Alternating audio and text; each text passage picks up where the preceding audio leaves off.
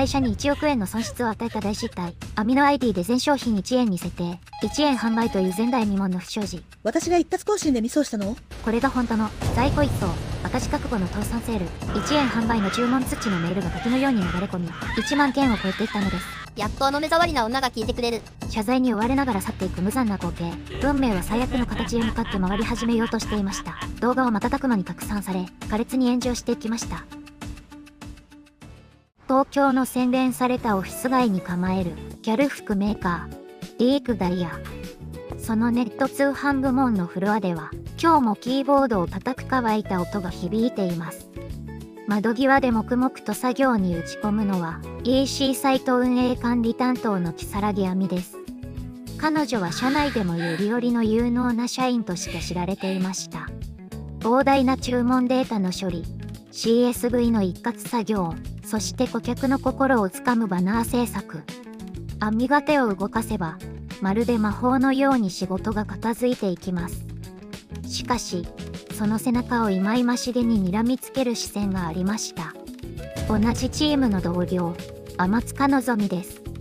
のぞみにとって、亜美の存在は自分を惨めにさせる鏡のようなものでした。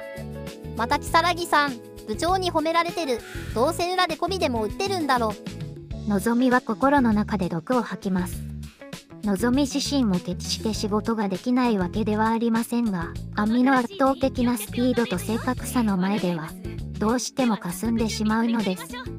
亜美は決して自慢するような性格ではなく、明るい印象を与える女性でした。派手な外見だが、無駄な死後も慎むそのスタイルが、のぞみには鼻につく優等生にしか見えなかったのです。のぞみの嫌がらせは、日を追うごとに陰湿さを増していきました。亜美が席を外した隙に、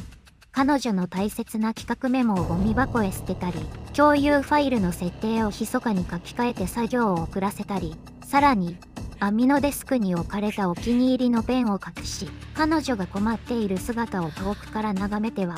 歪んだ達成感に浸っていました。少しは苦労すればいいのよ。完璧超人の如月さん。そんなのぞみにも、心の平穏を保つための聖域がありました。それは、今や日本中で社会現象を巻き起こしている、歌い手 VTuber、わっくんの存在です。わっくんだよ。わっくん、今日も最高。のぞみの部屋にはわっくんフィギュアが誇らしげに置かれ、通勤カバンには限定のマスコットが付けられています。チャンネル登録者1000万人を突破したわっくんは、その七色の声を自在に操る圧倒的な歌唱力で、のぞみのような現実社会に疲れ切った大人たちを熱狂させていました。わっくんは、自ら作詞作曲を手掛ける天才的な音楽センスを持つ一方で、格闘ゲームのストリーマーとしても超一流という、多彩な魅力にあふれた活動者です。のぞみにとってわっくんは、自分を救ってくれる唯一の神であり、彼女の人生の全てと言っても過言ではありませんでした。如月さんみたいな人間にはわっくんの魅力なんて一生わからないわ。のぞみは床に倒れて爆笑しながら心の中で亜美を嘲笑いました。しかし、のぞみは夢にも思っていませんでした。自分がこれほどまでに憎み、陥れようとしている目の前の如月亜美こそが、自分が崇拝してやまないわっくんその人であることを。亜美は、VTuber としての活動が軌道に乗り、日本中から支持されるようになったことで、大きな決断を迫られていました。音楽制作やゲーム配信、そしてファンとの交流、わっくんとしての活動はもはや趣味の域を大きく超え、亜美の生活の大部分を占めるようになっていたのです。自分の音楽にもっと時間を割きたい。亜美は会社を退職し、活動に専念することを心に決めていました。七色の声を持つ彼女は、会社では極めて静かで事務的な声しか出しません。自分の正体がバレることを避けるため、徹底して普通の会社員を演じ続けてきたのです。新たなステージへ進もうとする亜美と嫉妬に狂うのぞみ。二人の運命の歯車はこの静かなオフィスで最悪の形へ向かって回り始めようとしていました。月曜日の朝、静かなオフィスに激震が走りました。朝礼の場に立った部長が口を開きました。運営管理の如月さんが1ヶ月後をもって退職することになりました。その瞬間、フロアはざわめきに包まれました。有能な彼女を失う損失に肩を落とす同僚たちの中で、天塚のぞみだけは必死にこぼれそうになる笑みをこらえていました。やっとあの目障りな女が消えてくれる。のぞみにとってそれは推しのライブの当選通知を受け取った時以上の歓喜でした。しかし同時にどす黒い衝動が胸を焦がします。ただ辞めさせるだけでは生ぬるい。最後にあの完璧なキャリアを泥まみれにして絶望のどん底に叩き落としてやりたい。のぞみの歪んだ独占欲と嫉妬は出口を見つけた毒液のように溢れ出しました。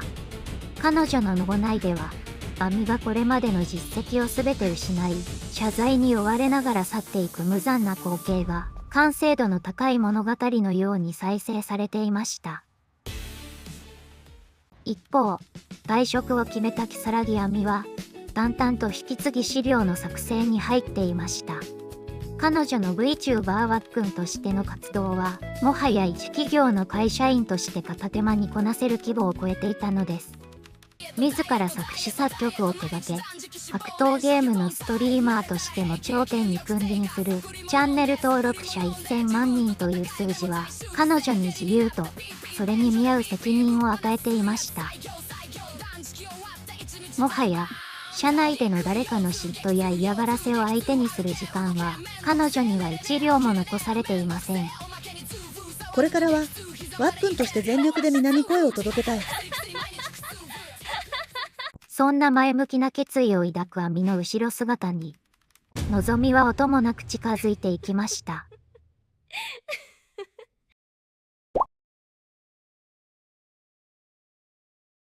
退職まで残り3日となった日の夕方、ついに好機は訪れました。亜美が24時間タイムセールの価格変更をした後、亜美が退社したタイミングで、のぞみは行動に出ました。のぞみはキーボードを叩き、亜美の ID でネット通販管理画面にログインしました。そして迷うことなく CSV の一括更新機能を使います。通常ならば数千円から数万円する商品、のぞみはその全ての販売価格を無慈悲に1円へと書き換え、自分の更新ログを削除し、亜美の CSV も書き換え、完璧に証拠隠滅します。高機能なレースを施した新作も、シルク仕立ての人気商品も、等しく1円。これが本当の在庫一掃、赤字覚悟の倒産セール。この操作が確定すれば、亜美のこれまでの完璧な実績は一瞬で崩壊します。あなたの最後は無能な大失敗者よ。のぞみは冷酷な笑みを浮かべてログアウトし、何食わぬ顔で会社を後にしました。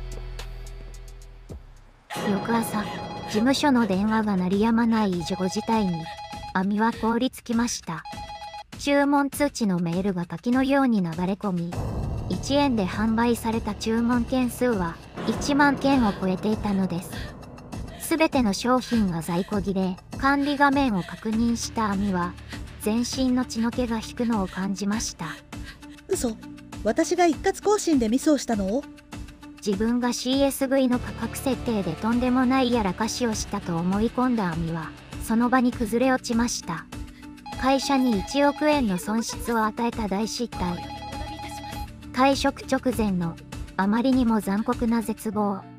亜美の震える背中、その様子をデスクの陰で眺めていたのぞみは、心の中で勝利の雄たけびを上げていました。まさか、その1円の刃が自分が最も愛する神であるワックンの喉元に突き刺さっているとは夢にも知らずに。ネット通販の管理画面で発生した1円販売という前代未聞の不祥事に、オフィス内は蜂の巣を叩いたような騒ぎとなりました。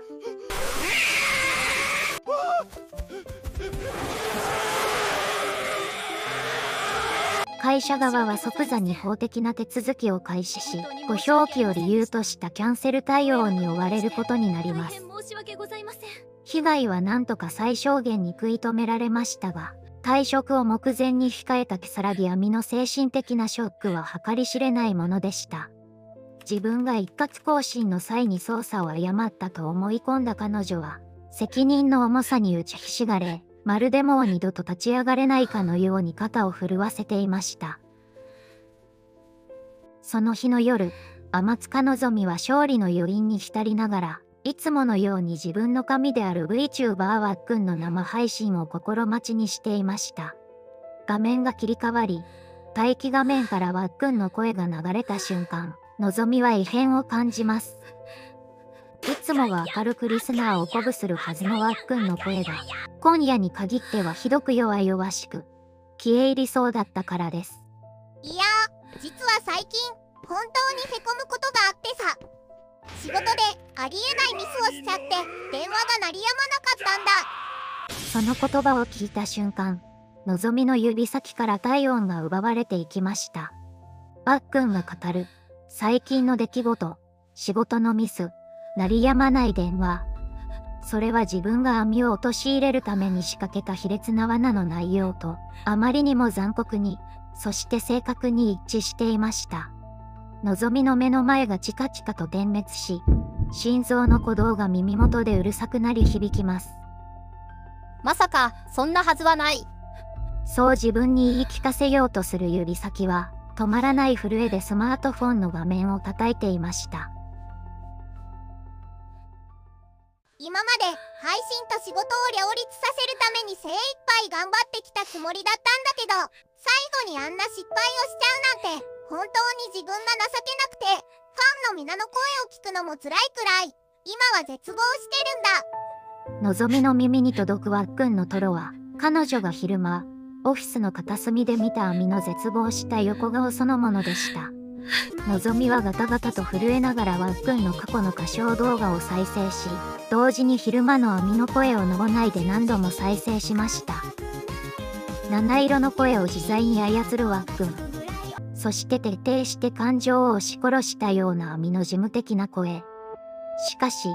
語尾の癖や、時折混じる独特のイントネーションを重ね合わせたとき、一つの逃れられない真実が残酷な色彩を伴って浮かび上がりました。わっくんの正体が如月亜美だったなんて。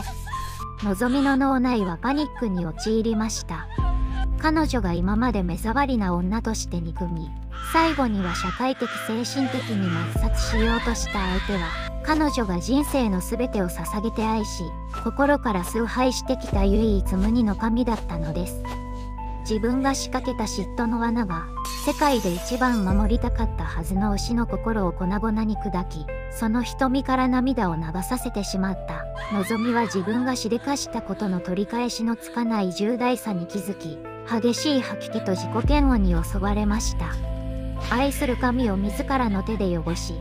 絶望させたという事実は、一人の熱狂的なファンとして、死ぬよりも辛い屈辱と絶望でした。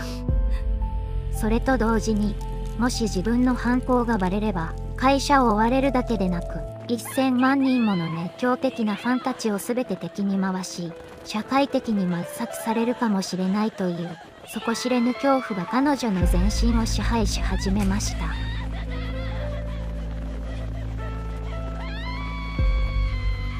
彼女の推し活の象徴であったグッズたちが、今は自分を責め立てる冷たい視線のように感じられました。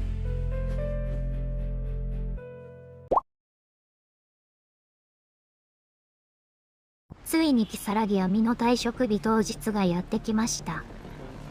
オフィスには重苦しい沈黙と、最後の日を惜しむかすかなさざめきが入り混じっています。天塚のぞみは、自分のしでかした罪の重さに耐えかね、一睡もできぬまま真っ青な顔でデスクに座っていました。彼女が崇拝するワックンを傷つけたという自責の念と、犯行が露見することへの恐怖で、指先はガタガタと震えています。心臓の鼓動は早鐘のように打ち鳴らされ、周囲の話し声さえも自分を告白するささやきのように聞こえ、1秒が永遠のように感じられる極限状態にありました。しかし、運命は容赦なく彼女を追い詰めました。この会社で数ヶ月前から清掃員のアルバイトをしていた、大地。彼は誰もが空気のように扱う存在でしたが、実は鋭い観察眼を持っていました。大地は数日前からのぞみの不審な行動と表情に感づき、密かにサングラス型のカメラを回していたのです。そのカメラには、のぞみが慣れた手つきで価格変更 CSV を作成し、全商品を1円設定へと書き換える決定的な瞬間が収められていました。網の退職日の昼、大地はその動画を販売価格を1円にした女の正体として SNS に公開しました。これが大炎上。投稿からわずか数分で拡散の波は制御不能な勢いでネットの海を飲み込んでいきました。消毒させてください。お願いします。動画は瞬く間に拡散され、のぞみの名前や経歴、そして彼女が今まで行ってきた数々の陰湿な嫌がらせまでもが特定され、苛烈に炎上していきました。画面には自分自身の醜悪な悪意が映し出され、逃げ場のない真実が突きつけられます。事実を知った部長は激怒し、全社員の前でのぞみに対して即刻の懲戒解雇を言い渡しました。部長の怒声は静まり返ったオフィスに響き渡り、のぞみへの慈悲は一滴も残されていませんでした。のぞみは、憧れのワックンを傷つけたというファンとしての絶望と、社会的な抹殺という二重の罰を受け、声も出せずに床に崩れ落ちました。彼女が自らの浅ましい嫉妬心によって推しとのつながりを永遠に絶たれ、もはやその歌声に救いを求める資格すら失ったという事実は、どのような罵詈雑言よりも深く彼女の心をえぐり続けました。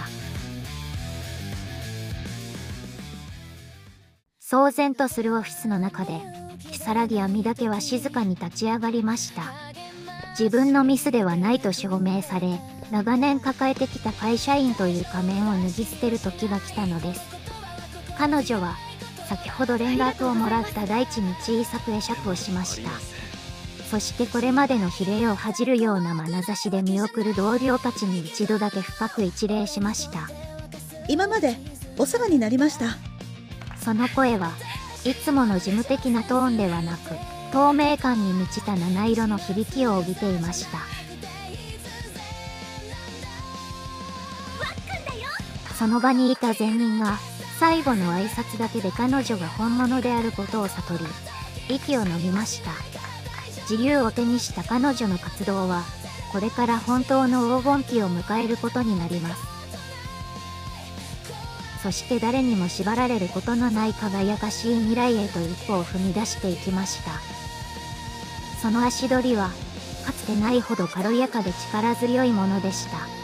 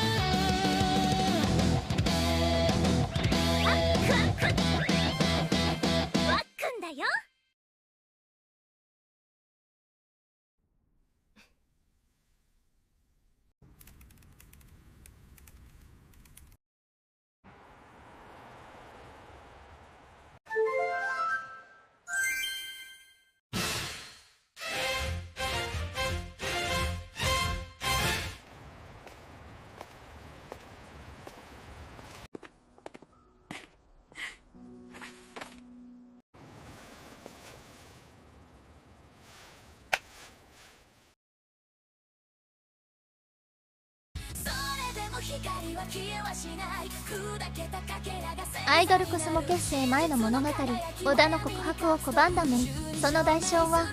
橋本への凄惨な標的変更と彼女自身への執拗な追い込みだった。絶望の中で死を覚悟したメイが目を閉じた瞬間、